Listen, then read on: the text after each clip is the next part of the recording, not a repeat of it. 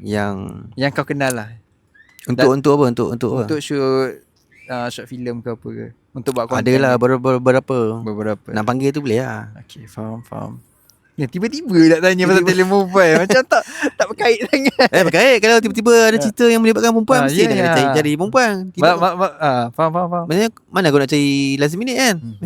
Tapi dah ada dalam circle kau lah. Sebenarnya dah ada lah. Faham. Tunggu panggil dah. Tunggu free tak free je. Ya.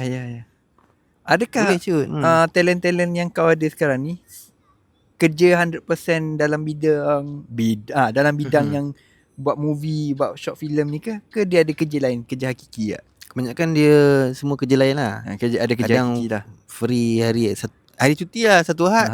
Dia orang free, dia boleh datang. Okay, tak ramai yang full time buat pelakon. Tak ada, tak ramai. Yang ramai pun, yang ada pun yang betul-betul pelakon lah. Yang ada nama, dia memang full time lah. Kalau yang biasa-biasa yang tak kenal, dia buat kerja biasa lah. Bila orang panggil boleh pergi. Itu je lah. Tapi boleh berlakon lah. Boleh. Kebanyakan boleh berlakon lah.